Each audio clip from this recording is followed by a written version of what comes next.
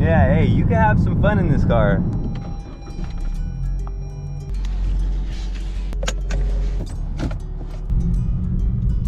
Alright, so let's get right to the point of why I'm making this video. I've been driving this car around, the Lexus IS, and I figured I'd make a video about it because I've been driving it around so much that I've formed some opinions about the car. We're gonna be going over everything that I like, everything that I dislike, talking about why it might be one of the best used cars to get in its class, if not the best. Everything that you want to know about this car. I don't know about everything, but a lot of stuff. If you guys are interested in all that, stick around. We're gonna get right to it. We ain't gonna waste no time. If you enjoy the content, like, comment, subscribe. I appreciate you. Let's get right to it. All right, so as you can see, we are currently behind the wheel. Let's start off with the outside of the car. It looks good. You know, like when you get inside a car, you start noticing it a lot more. Ever since I've been driving this around, I've been seeing this non-stop. This is a very popular car. As far as the front grille goes, I like the look of the newer model more, but this car is an attractive car. You know, it has, and just as I was saying,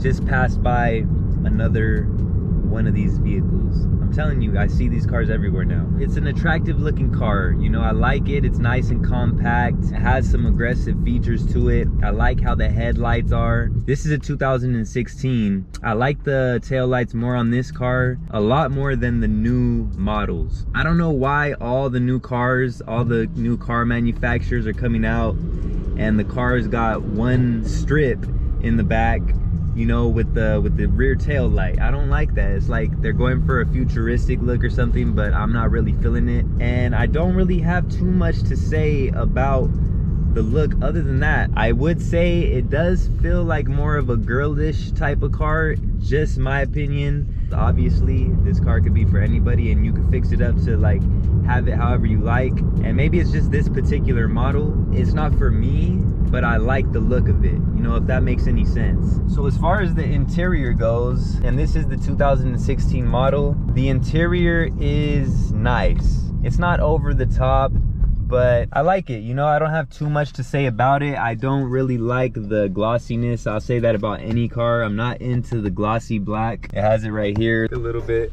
right here. It scratches easy, gets dirty easy, gets fingerprints, you know, and I just don't really like the look of it. I'm more into like this type of material here. As far as the screen that it has, you know, it's not a crazy big screen and like it's not touchscreen, it's kind of far over there, but you know, it works how it's supposed to work. You know, it's not too complicated. You control it with this little knob right here. The seats are extremely comfortable. That's one thing I will say. It's a smaller vehicle, but I don't feel too like claustrophobic or anything in here. I'm 6 foot. I'm not the tallest guy, but you know, I feel good in here. I've only been in the driver's seat and the passenger seat, never been in the back, but it looks like there's good enough room. It's comfortable, it's cozy in here, it looks nice. Also, another thing I will say, this is pretty nice. You know, you can put stuff up there. I usually put my phone up there. It will slide around a little bit, so that's a nice little phone holder, you know. One thing I will say, as we get into the features of this car and the driving and everything else, I did drive this car in the snow.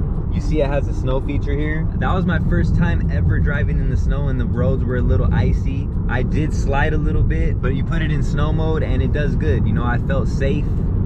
I felt like the car was planted, aside from the part where I was like sliding for a little bit. Other than that, I was literally, after that, I was like trying to slide the car and it really, like every time it would kind of try to slide, it would catch itself. So obviously you don't want to be driving it in a lot of snow, but as far as like icy roads and stuff like that, I can say it did pretty good. Now I will throw this thing in sport mode real quick and you can see there is a little bit of turbo lag. This is the 200T. It's not gonna push you back in your seat, but if you're trying to pass somebody up, you know, on the freeway or wherever you're at, it'll give you enough to do what you gotta do, you know?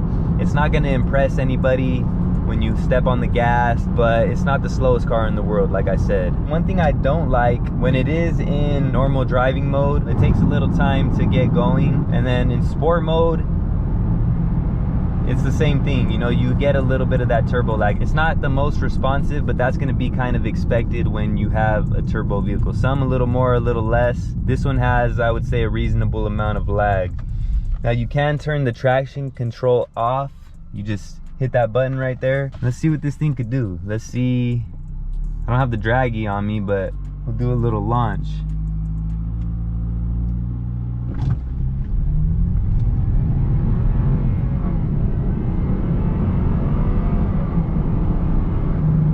I mean, there are some good things about it, let me say that, but it's not the fastest car. When it comes to the gas mileage, you can see right there, right now it says it's averaging 25 miles per gallon. That's pretty much what it's been at. It does pretty good on gas. You know, I'm not like always at the gas station. I've been driving it for a good amount of time to where I could like get a good feel to how it is on gas. It's not horrible, I will say that. As far as the drivability of the car drives pretty smooth. We're gonna go on a little canyon road right now and we'll get a feel for the handling and all that. But as far as like when you're just driving down the freeway like this, you could just sit back, relax. It is a little loud, you know, you can hear a lot of the road sound on the outside. And while we're on the way to the canyon road where we're gonna go test the handling out, one of the best things about this car has 90,000 miles on it and it's not had any major issues through the whole course of the ownership. And that's something that I do want to say, like if you're looking for a used car in this class, you know, you're dealing with like BMW 3 Series, Audi A4, a few other cars that you see right here. You see the pricing and all that. Obviously everybody knows about BMW reliability, you know, or at least the reputation they have. Audi, I know a few people with Audis and I would say that they have dealt with a few more issues than the owner of this Lexus here. Quite a few more issues. This particular owner, you know, they kept up on the service of the vehicle. They get it serviced regularly when it's supposed to be. So that obviously can play a factor in the reliability. But I did watch a few reviews on this car and, you know, just of people that I know, I've never heard any bad things about the reliability. I've only actually heard good things. So that's why I feel like this car, if you're looking for a used car in this class, this is a very good option. Okay, so now that we're pulling up to the little canyon road I was telling you guys about, I do want to touch a little bit on the paddle shifters. So when you're driving in automatic mode, just regular drive, and you hit the paddle shifters, they're not very responsive. You can see right here, I'm in third, switch. It took a little bit. I don't know if you guys noticed that, but that was actually pretty a pretty delayed response. So we'll downshift. See, it takes a few seconds, but once you switch it over to manual mode,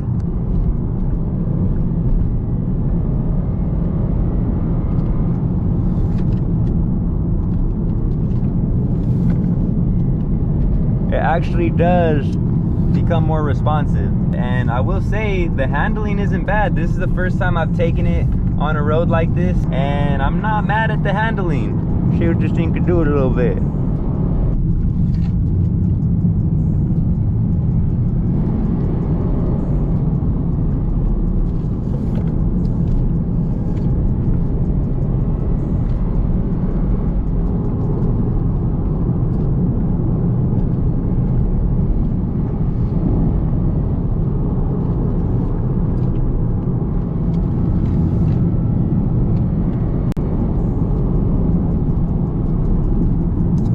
Now speed definitely isn't the strong suit like I said in this vehicle, but the handling is legit. I will say I like the handling on this car. It feels pretty legitness, if I do say so myself. That was legitness. Yeah, it was, huh? We got a little G-Wagon right here. It doesn't feel very heavy to me. There's not that much body roll. Let's go down this road one more time.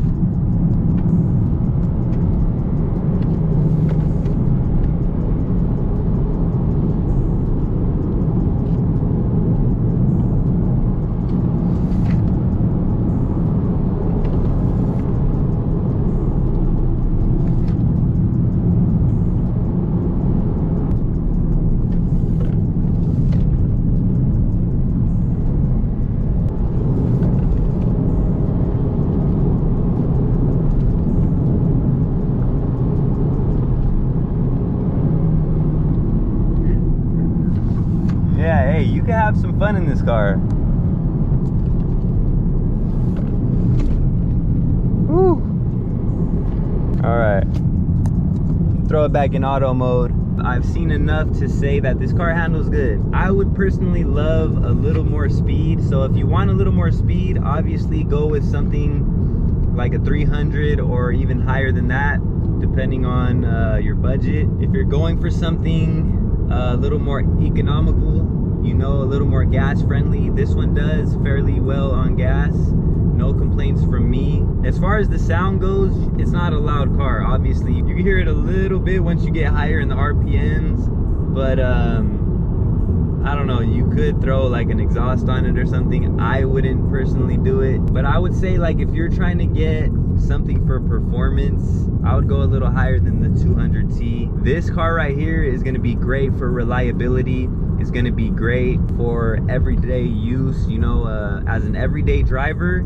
I would say this is one of the best options you can get in its class as far as an everyday driver.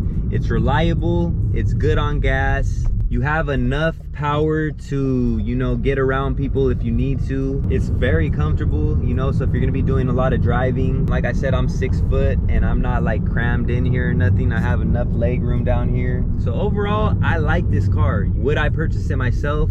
No. This isn't my style of vehicle. You know, I'm more of a performance type of guy. You know, I'll take a hit on the gas mileage, on the miles per gallon, for the extra performance, for a little more power. You know, obviously I want something a bit more aggressive.